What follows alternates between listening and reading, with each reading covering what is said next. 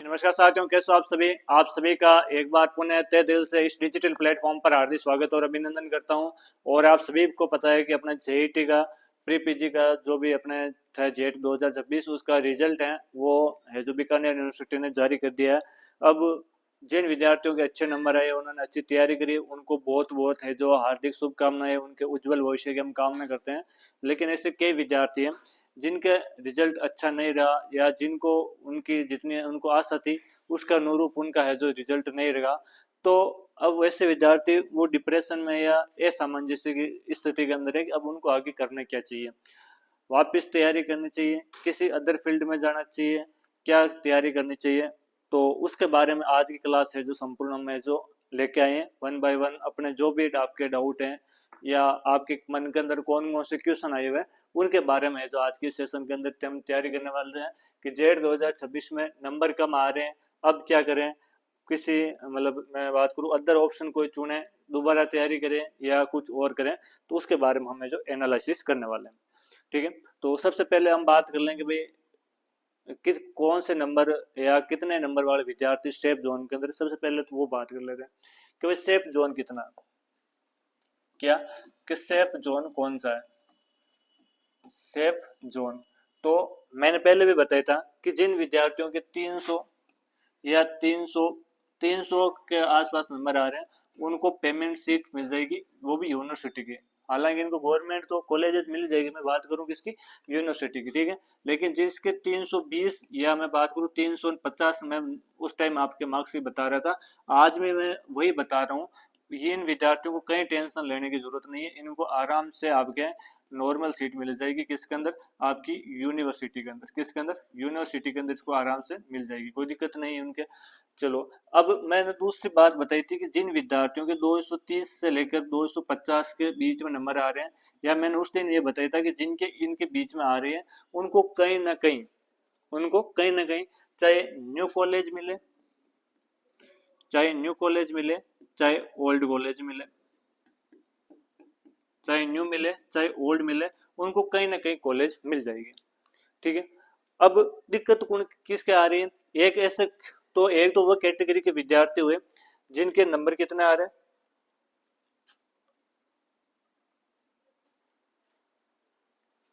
Sorry, हाँ, तो एक तो वे विद्यार्थी हैं जिनके नंबर कितने आ रहे हैं, 300 प्लस आ रहे हैं।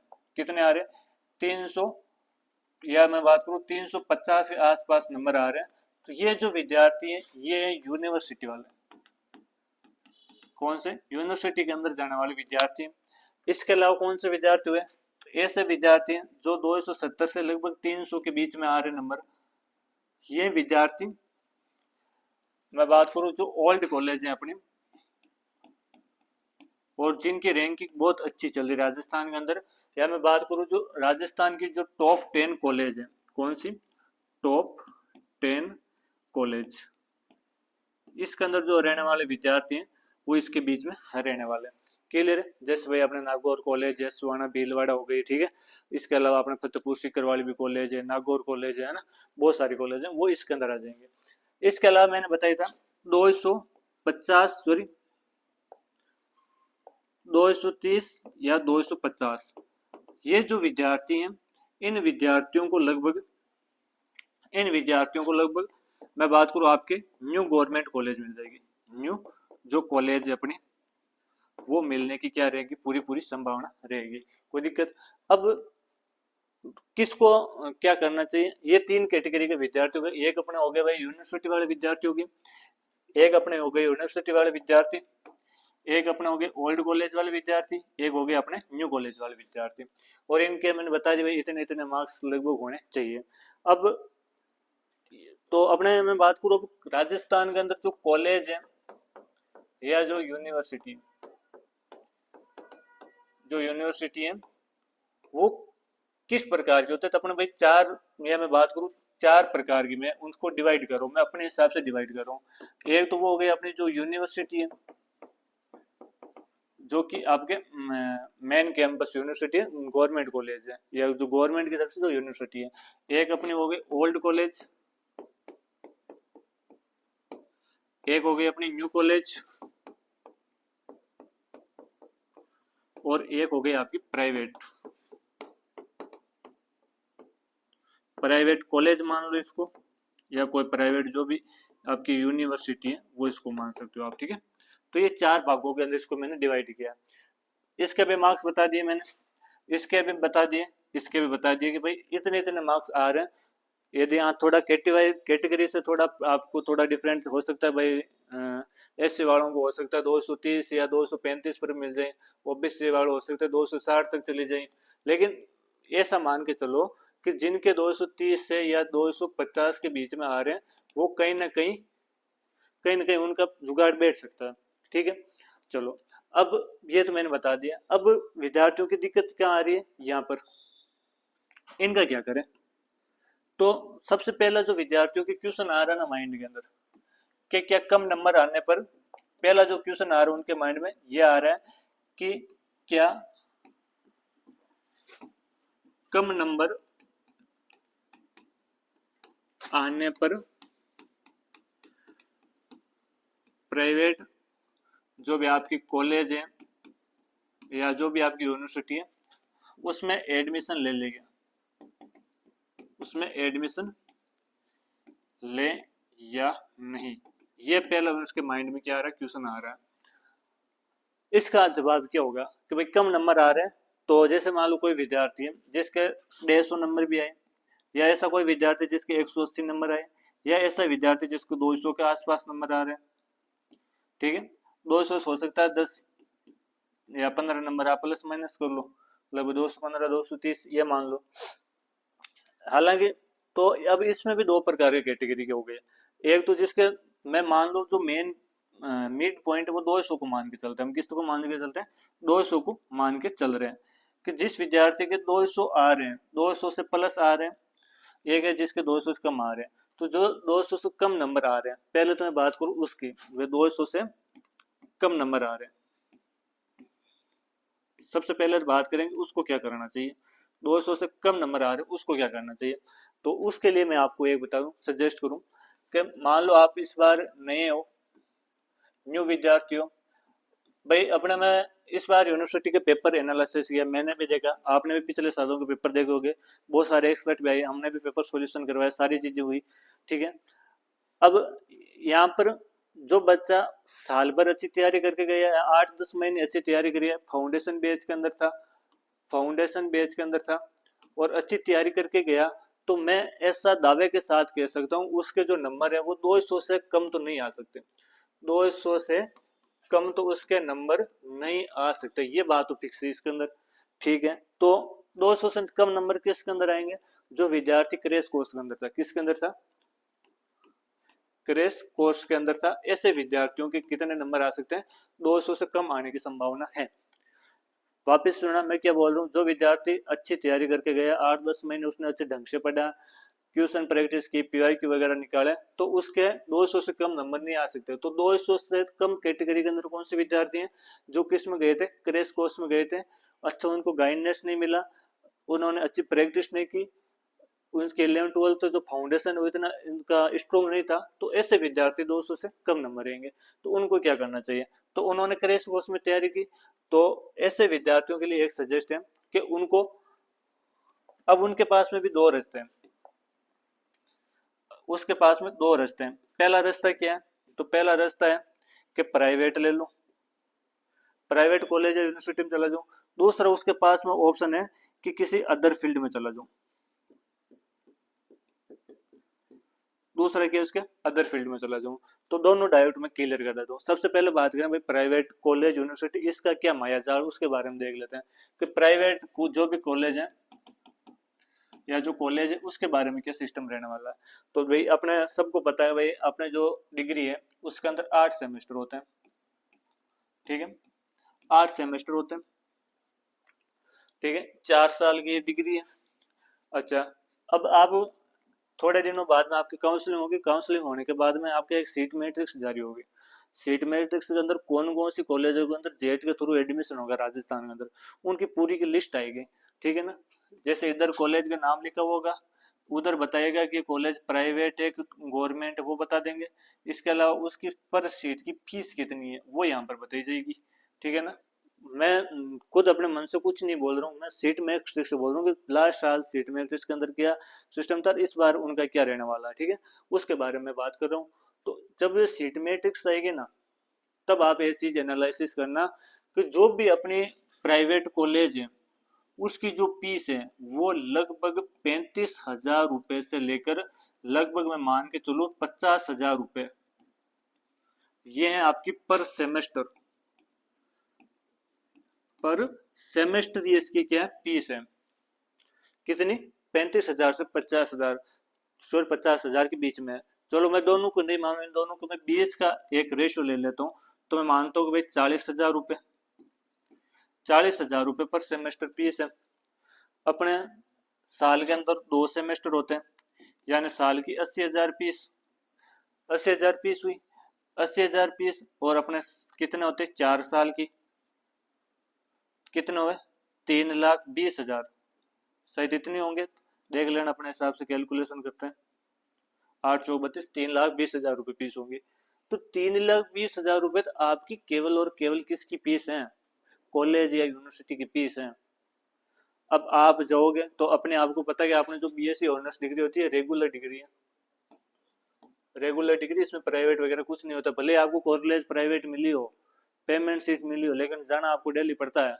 तो डेली जाना पड़ेगा, तो मान लो किसी शहर के अंदर जाके रह रहे हो आप, शहर के अंदर जाके रह रहे हो, तो मैं मिनिमम एक शहर की बात करूँ तो उसके अंदर 5,000 आपका खर्चा आ जाएगा, रहने खाने पीने का, रूम का रेंट का।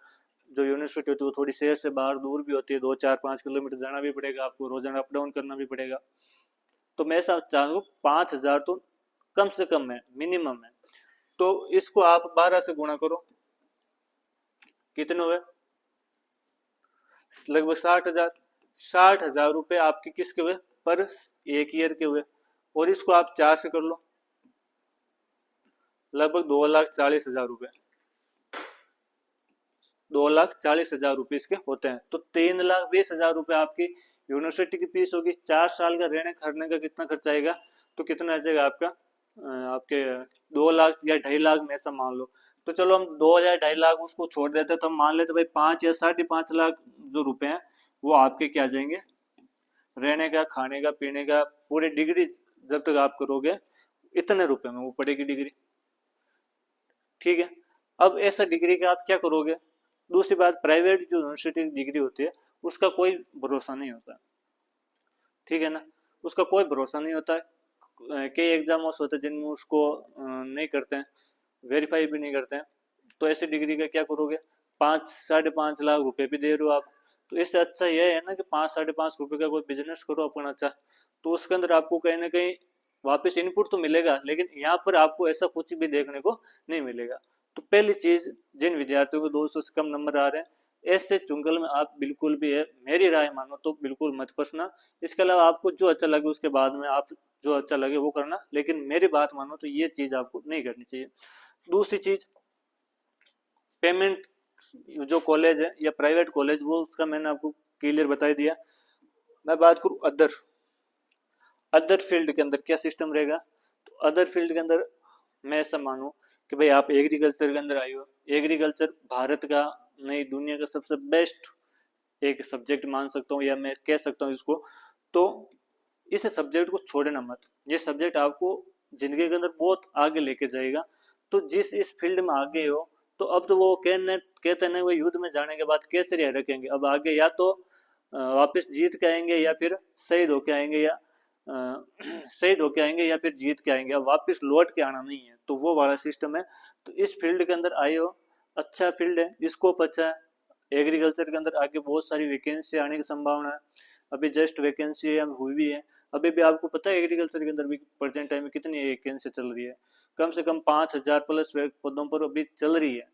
और हर बार आती रहती है वैकेंसी, कंटिन्यू आती रहती है, किसी न किसी डिपार्टमेंट के अंदर या कहीं ना कहीं आती रहती है इसकी भर्तियां। ऐसा नहीं है कि भाई हालांकि अपने जैसे राजस्थान के अंदर अब हम क्या है कि अपने जो सोच है ना वो केवल सुपरवाइजर तक रुकी है।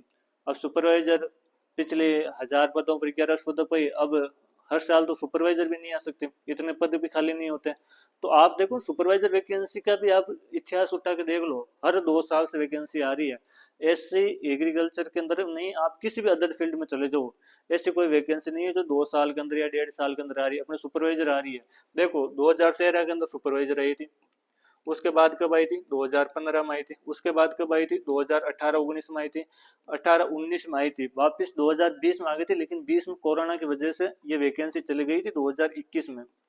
कब गई थी, 2021 में। और 2023-24 में फिर भर्ती होती है, हालांकि भर्ती होने को 1 साल का तो टाइम लगता ही है, 23-24 में हुई। और ये अपने 2025 में वैकेंसी आ गई थी, 26 में अप्रैल में एग्जाम करवा दिया था इसका, इसका विज्ञापन 25 में जारी हो गया था, ठीक है ना, भर्ती 26 में कंप्लीट होगी। तो देखो हर साल 2-2 साल से भर्ती आ रही है, और इस बार मैं वापस बोल रहा हूँ 2027 में फिर भर्ती आएगी, और बहुत तगड़े पदों पर आएगी।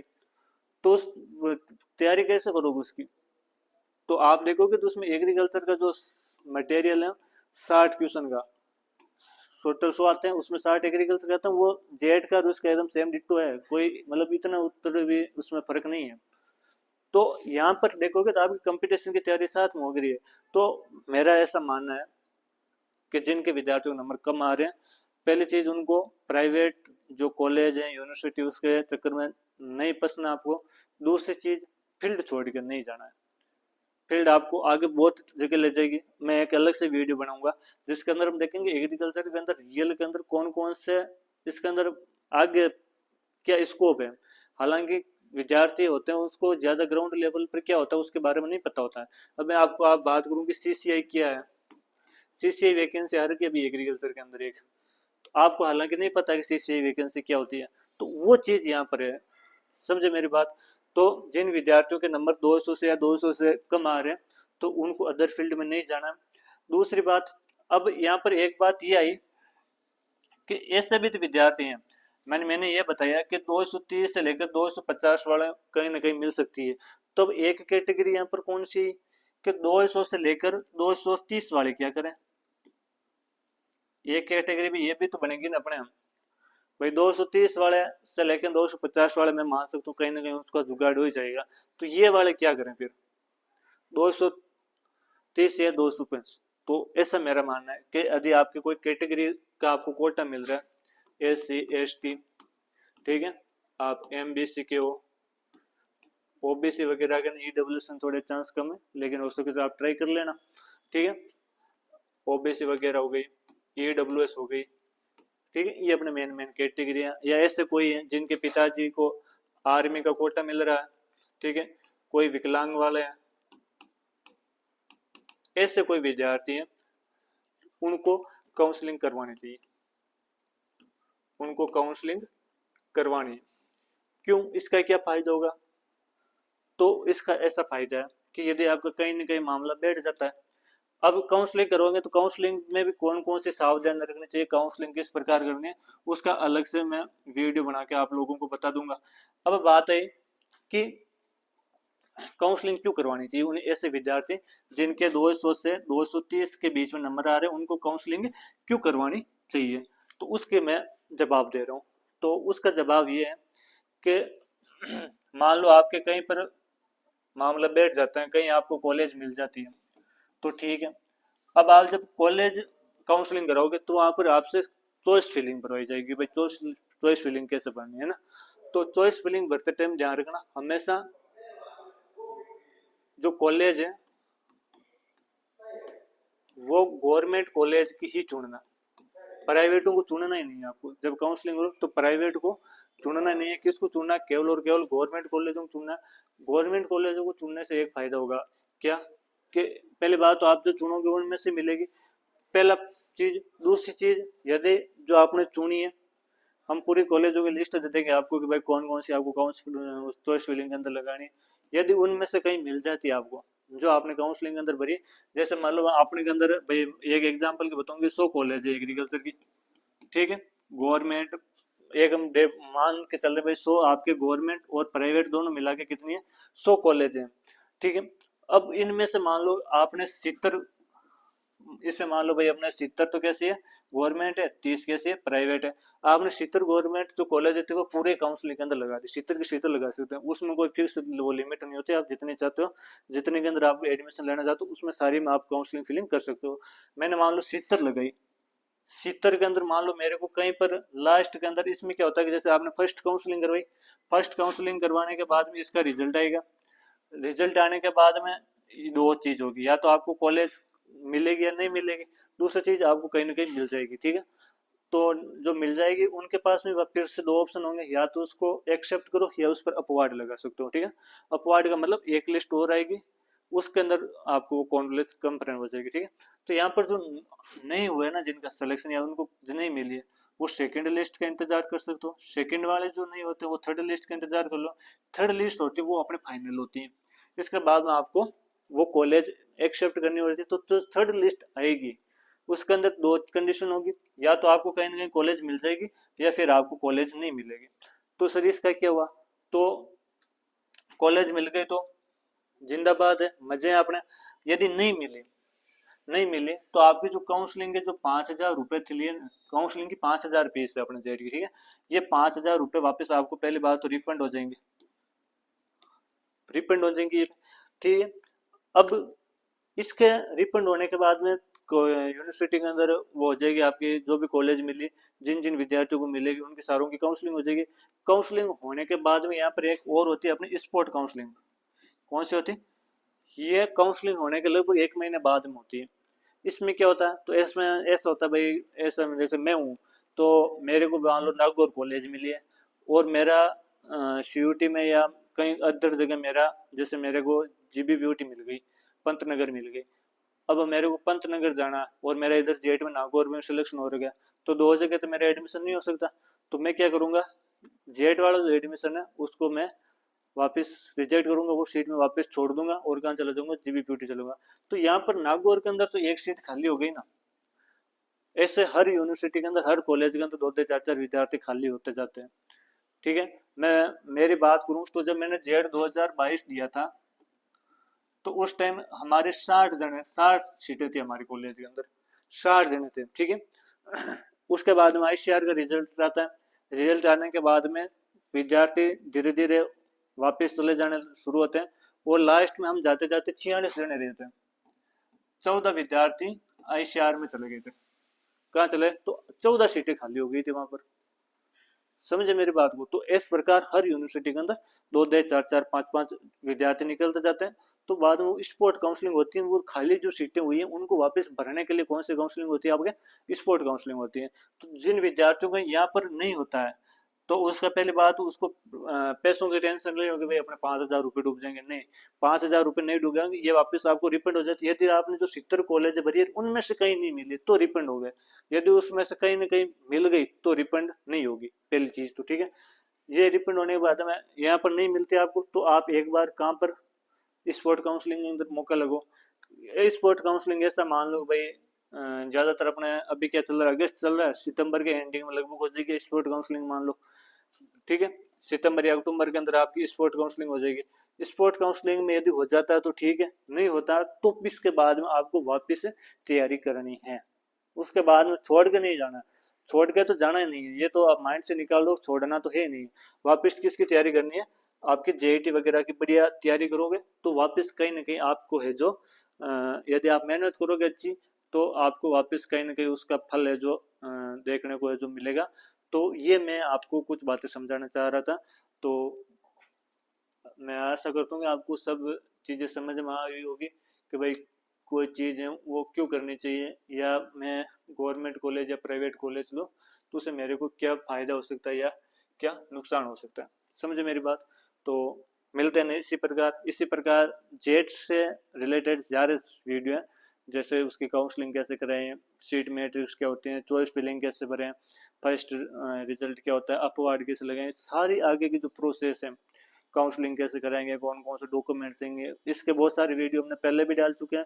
इसके अलावा बहुत सारे वीडियो हम आपको, जब तक आपकी यूनिवर्सिटी के अंदर काउंसलिंग नहीं हो जाएगी, सीट आपकी फिक्स नहीं हो जाएगी, सीट फिक्स होने के बाद में भी सेमेस्टर चलेंगे, सेमेस्टर के अंदर कौन कौन से एग्जाम होंगे, उनके नोट्स कैसे निकालें, कहाँ से स्टडी मटेरियल मिलेगा, सारी चीज़ें आपको फ्री ऑफ कॉस्ट यहाँ पर अवेलेबल करवाएंगे।